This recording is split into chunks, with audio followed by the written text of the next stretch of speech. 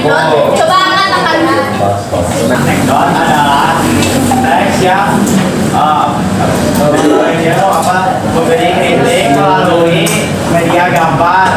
Ya gitu. Ada unsur humornya nggak? Ada unsur humornya juga.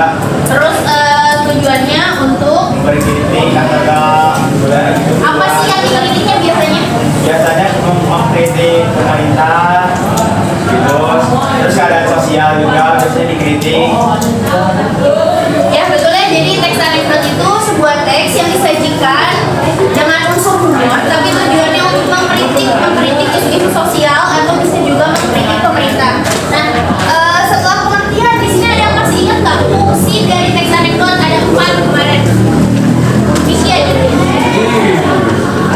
Fungsi anekdot itu ada yang pertama menghibur, kedua mengkritik, ketiga mempermudah pesan atau kritik, dan keempat mengajak kritik. Ya, betul. Ciri-ciri, ada yang ingat ciri-ciri dari teks anekdot? Aku lagi mau maaf. Dari pendek atau lucu, terdapat tokoh yang unik, kritis dan pesan tersembunyi, bersifat fakta, dan ada plot twist yang unik. Nah, tadi kan kalian sudah memahami ya terkait pengertian, fungsi, dan ciri-ciri dari teks anekdot. Menurut kalian, teks anekdot ini punya ini nggak sih struktur khususnya gitu? Ya. Nah, jadi hari ini kita akan membahas terkait struktur dari teks anekdot sama kaidah kebahasaan dari teks anekdot.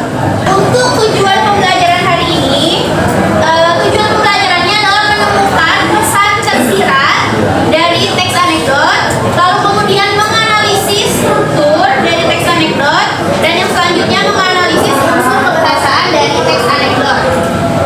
Nah, untuk struktur dari teks anekdot itu ada 5. Yang pertama itu abstraksi.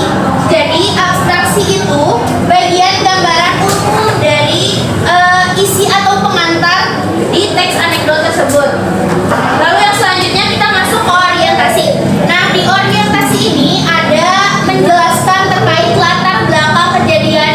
Jadi awal mulanya kejadian itu tuh gimana sih? Terus waktunya kapan, dan tokoh yang terlibat di dalam kejadian itu tuh diceritakan juga di dalam orientasi. Lalu yang selanjutnya di sini adalah yang ketiga itu krisis. Nah, krisis ini adalah bagian yang mengandung masalah. Jadi masalah-masalah yang tidak biasa. Terus akhirnya kita sebagai seorang pembaca memberikan reaksi dari adanya krisis tersebut gitu. Apakah kita merasa terhibur atau malah merasa tersindir? Lalu yang selanjutnya di sini ada reaksi. Nah, untuk reaksi itu sendiri adalah tanggapan tokoh terhadap krisis yang terjadi. Jadi di dalam teks anekdot itu kan ada tokoh yang terlibat. Nah, di dalam reaksi ini tuh ada reaksi si tokoh tersebut terhadap inti dari masalah yang terjadi itu.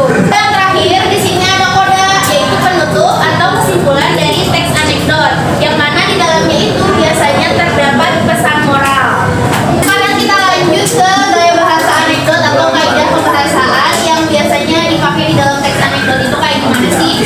Yang pertama, di dalam teks anekdot itu ada kata keterangan waktu. Jadi teks anekdot ini cenderung menunjukkan urutan-urutan kejadian. Contohnya seperti kemudian, setelah itu, suatu hari.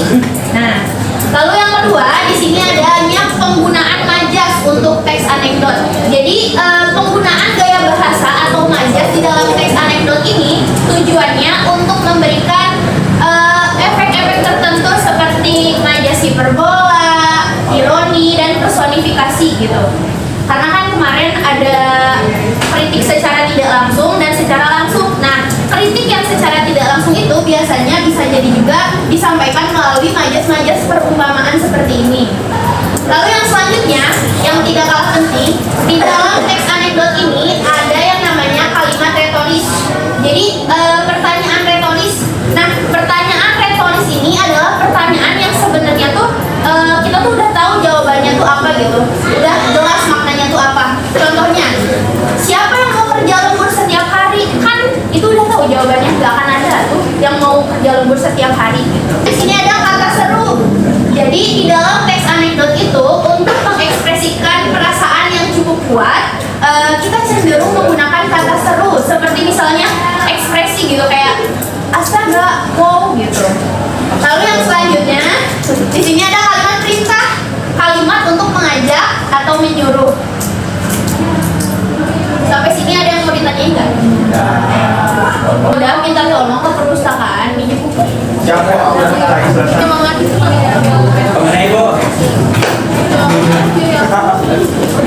Iya, jadi saya halaman 21 itu kegiatan kelompok 3.